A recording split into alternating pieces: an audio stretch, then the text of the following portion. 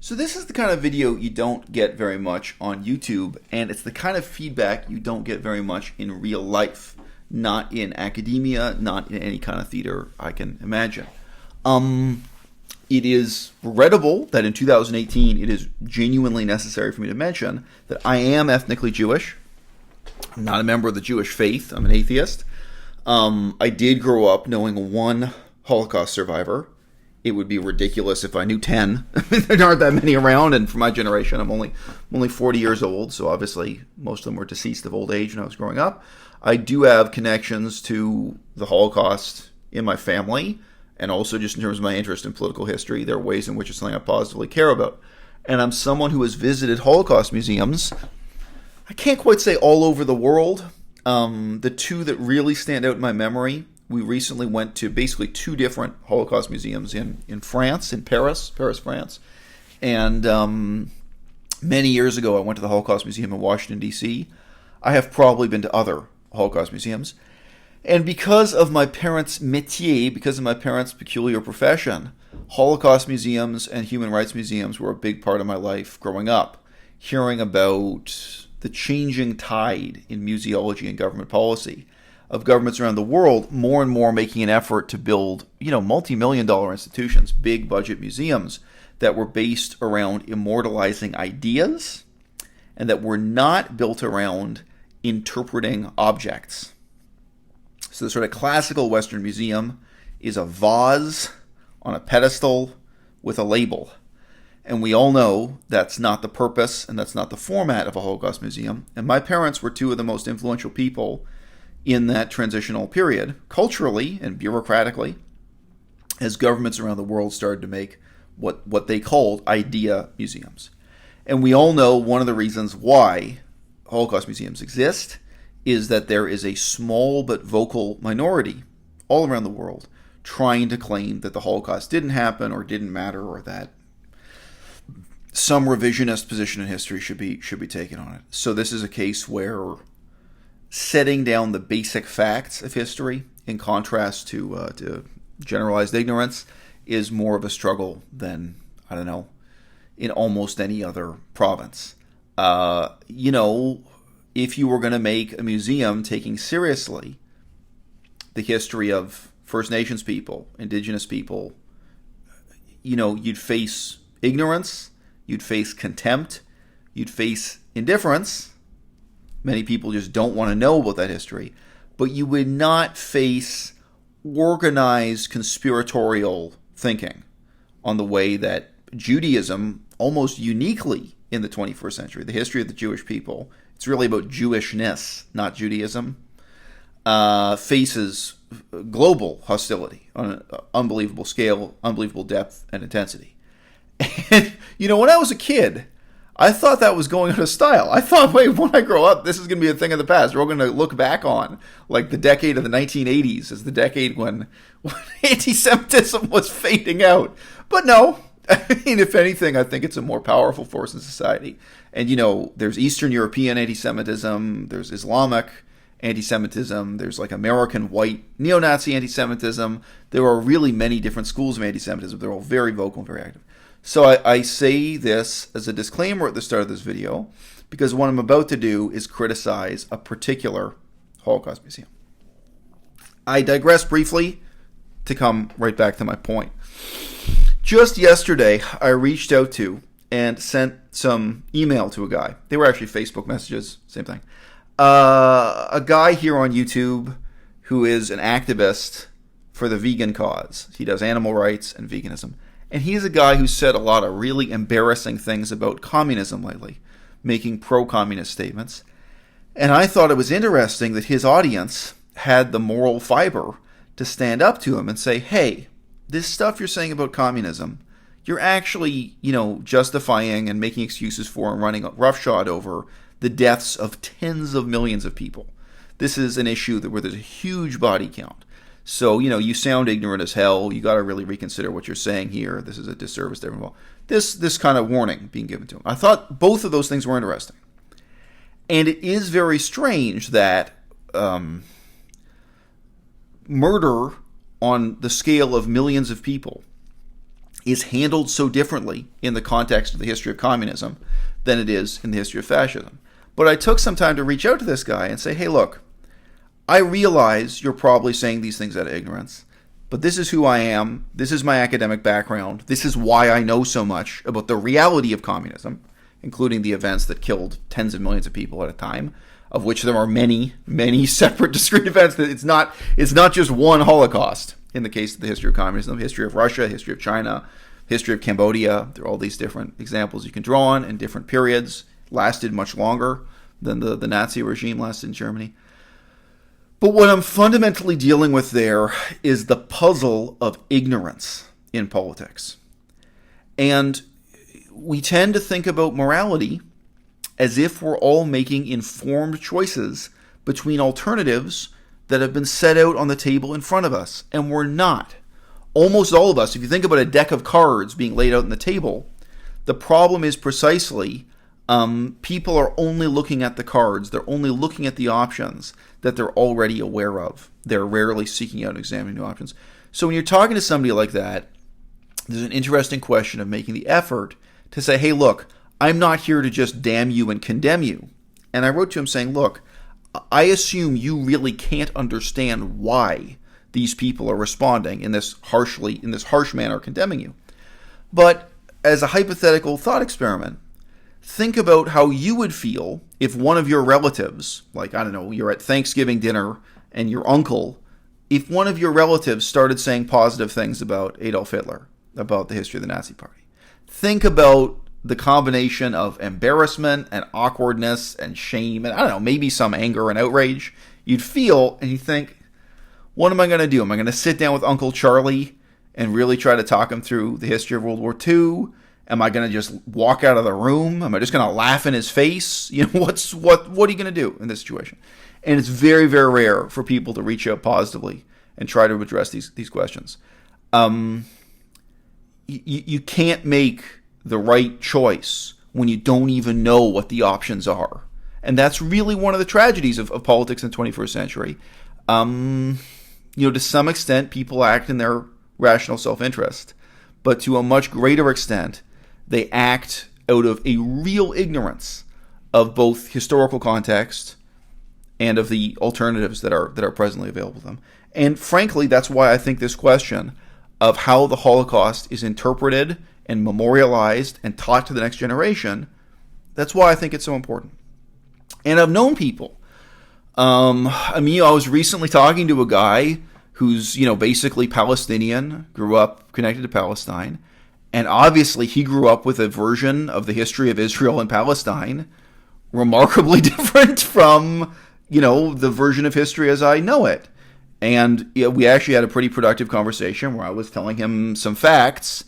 They really were neutral, objective facts, and he could Google them and see, oh, wow, here's this other side of the history and story I didn't know at all. That kind of dialogue, you might think in the 21st century the internet was going to foster that there's going to be a blossoming of this kind of challenging of preconceptions as never before. But as we all know, the effect of the internet tends instead to retrench people into a narrow chorus of conformist opinion that just affirms their sense of self-righteousness. So that is why it is so important for Holocaust museums to tell the truth. And it's not just Holocaust museums. When was the last time you saw a museum dealing with the reality of the history of the British Empire? The Queen of England got rich dealing dope. Literally. The British Empire was a heroin empire.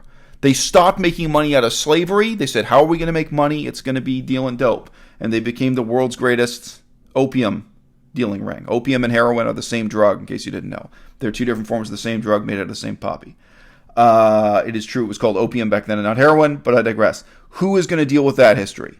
It's so easy to use this worn out cliche, learning the lessons of history. What does it really mean? Well, I'll tell you what it means. If you're making a Holocaust museum in the city of Detroit, you have to tell the aspect of the history of the Holocaust that is linked to Detroit. And that takes courage.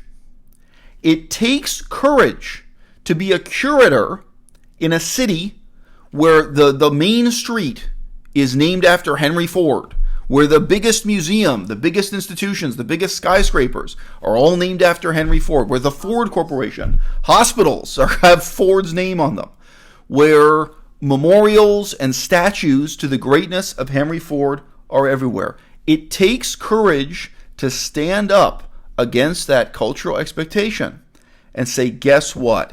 Henry Ford wasn't just a fascist with a lowercase f. Henry Ford was directly linked to Adolf Hitler. Henry Ford was a powerful part of the production of the uniquely Nazi form of anti-Semitism. Henry Ford invented the form of conspiracy thinking, the form of modern anti-Semitism that still exists with us to this day, and that was a crucial part of the development of Nazi ideology. Guess what? Henry Ford literally had a picture of Adolf Hitler on his desk, in his office, displayed with admiration, and simultaneously in Nazi Germany, Adolf Hitler had a photograph of Henry Ford. The admiration was mutual. I just fact-checked this. I saw several sources claiming that in both cases it was a portrait on their desk, on the table, but the actual photographic evidence I've seen was actually that Hitler had a picture of Henry Ford on his wall of his office. You know, like a poster-sized picture of him in a frame on the wall. Maybe both. Maybe Hitler had more than one office. Just mentioning this kind of detail I don't know about. Henry Ford, I've addressed this on this channel before, published vitriolic, insane, anti-Semitic conspiracy theories that changed the course of world history.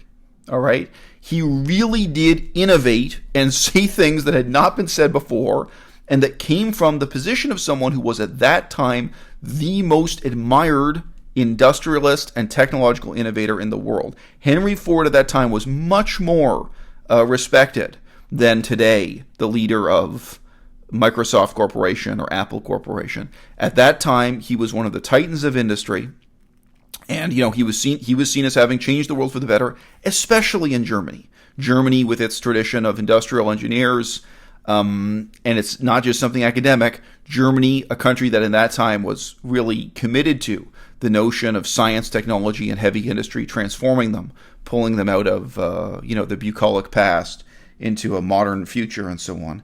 Henry Ford, just as a man, was a powerful symbol in Germany. And the impact of him creating his own newspaper and publishing his own dedicated books, inventing and propounding anti-Semitic theories, was a huge... Henry Ford was both a proto-Nazi, in that he was part of the generation of and definition of what Nazi ideology was and became. And then, once Nazism, once fascism became a mature ideology in Germany, he flew to Germany and received a medal from Adolf Hitler. Never forget that. They met person in person. And why did Adolf Hitler give Henry Ford a medal? Not for being a great industrialist, not for his innovations in science and technology. He was given a medal for his contributions to anti-Semitism, for the development of anti-Semitism. Okay? So that is the crucial chapter of the history of the Holocaust that happened in Detroit, Michigan. If you go to a Holocaust museum in Paris, they probably won't mention it.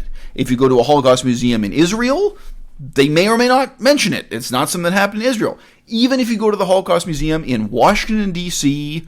or Los Angeles, it may get a very brief mention. May not be, but guess what? If you're in Detroit, if you're creating a Holocaust Museum in Detroit for the people of Detroit, for the future of Detroit, about the history of Detroit, don't you fucking pretend that the most important thing about Detroit was that they used to manufacture tanks there to fight in World War II. That's ridiculous. The man who is still celebrated on every street corner of your city as a local hero was a villain. And he wasn't just a villain in some generalized sense. He wasn't some fascist with no particular link to anti-Semitism or the Holocaust. He was absolutely the worst type of fascist. He was literally more despicable than Goebbels. This is ridiculous. And where's the reckoning of history, even in 2018? Well, I could read it to you. I've photographed the only mention of Henry Ford and his connections to Nazism in the whole museum, because I was looking for it. I went through your Holocaust Museum in Detroit, and here's the wording. After the war, Henry Ford allowed the Protocols of the Elders of Zion to be reprinted in his newspaper, the Dearborn Independent. His name also appeared on a book, The International Jew, containing many similar ideas to those in the Protocols. He was sued for libel in 1927 and apologized, recalling copies of the newspaper. He never allowed his name to be used in anti-Semitic activity again. If that is not a whitewash, I don't know what is. When your version of the history of Henry Ford and his connections to Nazism and anti-Semitism looks like a whitewash compared to Wikipedia, it calls into question the most basic premise of why a Holocaust museum should exist at all. If you can't do better than Wikipedia, if you can't speak truth to power, why does your museum exist at all? Because it doesn't exist for the reasons why traditional museums exist. It doesn't exist because you have a vase that you want to display with a label or a collection of paintings. It's not an object-oriented, object-driven museum. The reason why it exists is to reach out to people and educate people and make them aware of the cards laid out on their table by history. Make them aware of the legacy of the last 100 years, 500 years, whatever it's going to be, and what the options are and the decisions are now that they're making and how those really connect with the history. The banality of evil is that people today still make excuses and justifications for mass murder under communism. And some of them know what they're doing. Some of them do it consciously and intentionally. But the vast majority of them do it out of sheer ignorance. And that is the banality of evil. And what you're trying to counter here is not really the conscious and intentional evil of the tiny minority of people who are really making excuses for Adolf Hitler, who are really making excuses for Henry Ford. It's to enlighten the people who are participating, who are complicit in that evil out of sheer ignorance.